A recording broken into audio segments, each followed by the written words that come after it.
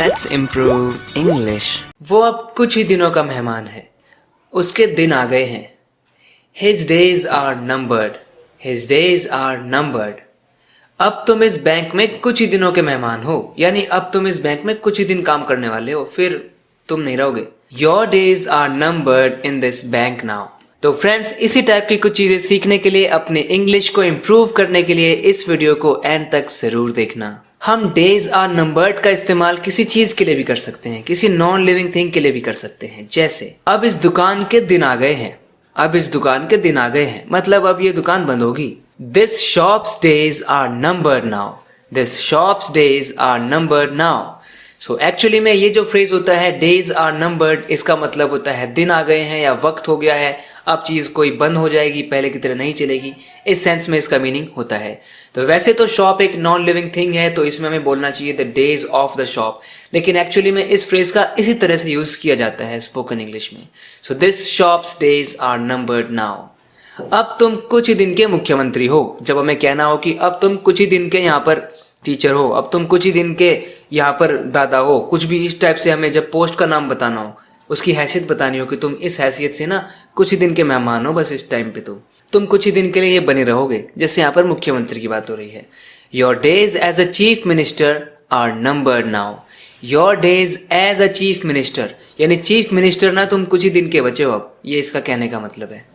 वो तो आस्तीन का सांप निकला. आस्तीन का सांप निकला वो तो, यानी धोखेबाज निकला. मुझे नहीं लगा था कि वो ऐसा निकलेगा. इसे कह सकते हैं he turned out to be a snake in the grass. He turned out to be a snake in the grass. A snake in the grass हम इस बात के लिए कह सकते हैं, यानी कि कोई डिसीटफुल निकला, कोई धोखेबाज निकला, उसने बिट्रे कर दिया और आपने सोचा नहीं था ऐसा, तब आप कह सकते हैं he turned out to be a snake in the grass. उस पे विश्वास मत करो, वो आस्तीन का सांप है, आस्तीन का सांप. Don't trust him. He is a snake in the grass. He is a snake in the grass. Don't trust him. हम बोलते हैं ऐसे, जो होगा देखा जाएगा. कोई चिंता मत करो, जो होगा देखा जाएगा. तो इसे इंग्लिश में कैसे कह सकते हैं? कह सकते हैं we will deal with whatever happens. We will deal with whatever happens. Whatever यानी जो कुछ भी होगा हम उससे डील कर लेंगे. We will deal with it. We will deal with whatever happens.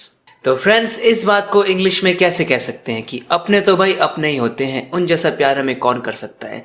इसे इंग्लिश में कह सकते हैं our own are truly our own.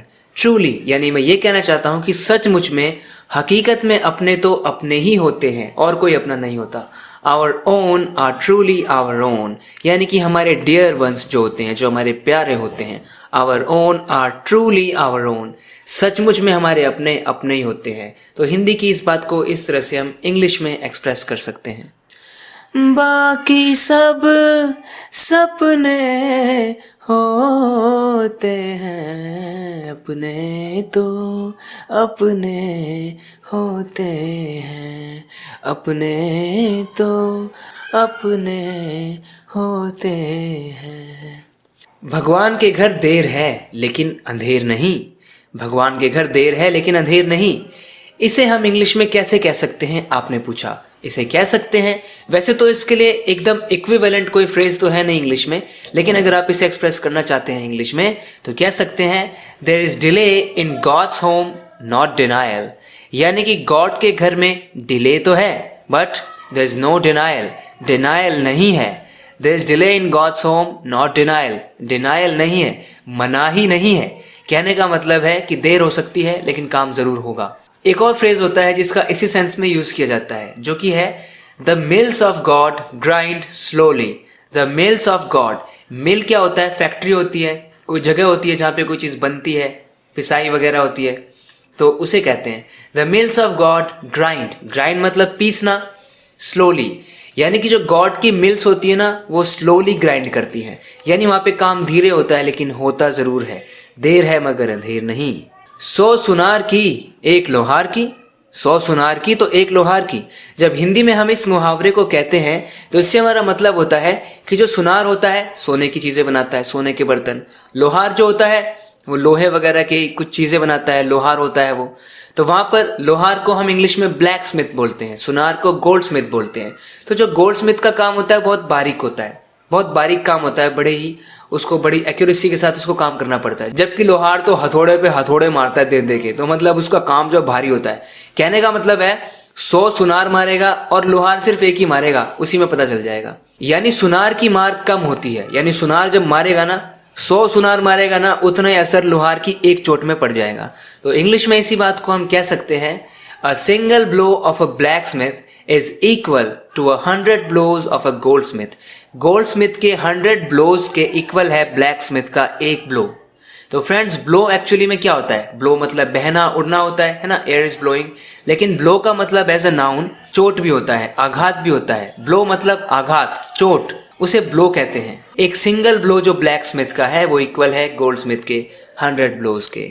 तो दोस्तों, आज की वीडियो में इतना ही। आशा करता हूं कि आपको ये वीडियो पसंद आई है और कुछ ना कुछ इस वीडियो से आपको सीखने के लिए मिला है।